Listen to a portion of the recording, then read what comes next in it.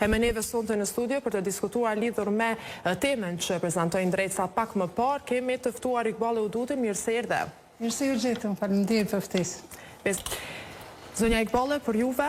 Shikoni, unë e shoh pak më ndryshe se Hoxha Efendiu, edhe pse plotësisht ka të drejtë, pajtohem me ato se çfarë e thot, sepse mezhebi Hanefi, që është në Kosovë shumica, e ndalon, mirë po dietarët e mezhebit Hanefi, që janë që japin dekrete, për shembull Jusuf Kardavi, është ai prej synive që jep dekrete, ai nuk e ndalon si që ndalojnë mezhebet apo shkollat juridike para 1200 viteve.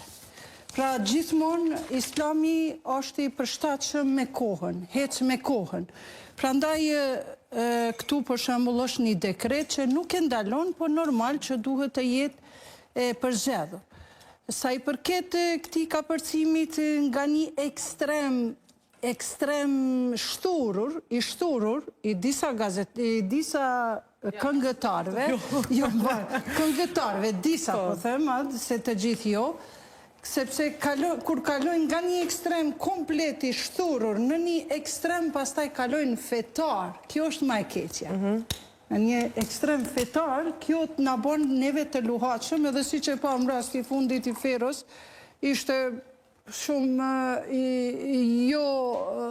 nuk ishte ndonjë shembull, sepse shkojnë në ekstremitet aq të madh sa që ai filloi me dhënë dekrete se muzika është haram, kjo, pastaj prap ju kthy muzikës. Prandaj, simas dietarëve që e pasojnë familjen e profetit, edhe që janë lider shpirtëror, edhe të cilët, do me thonë, e përfaqësojnë një masë shumë të madhe, 30% e muslimanëve, të gjithë, pothuajse të gjithë pajtohen se muzika, jo vetëm si tingull, por edhe si fjalë, si thurje, është një art në veti, i cili përdoret për edukim, për terapi dhe për argëtim.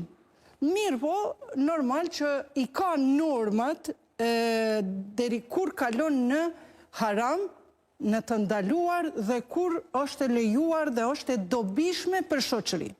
Sipas juve që është e dobishme, sa e di, sipas dietarëve që të cilët japin dekrete, është muzika e dobishme ajo e cila na stimulon, na motivon, na jep trimëri për luftë, na për shembull avritet pa fajësia, çfarë faji ka drenica. Kjo, kur e dëgjoj unë sot, kjo ma rënqeth trupin. Pra, janë këngë që japin motiv për luftë, motiv për edukim, motiv për diçka të bukur, për diçka madhështore. Por ka edhe këngë të cilat me të vërtet na thrasin për shturje, kur ai e bën repeat, përsëritje, droga, alkoholi. Kjo gjithmonë në nënvetdijen e rinis fillon ajo mu bë normal. Kjo është. Se e pas një zonë e mirë i kollja.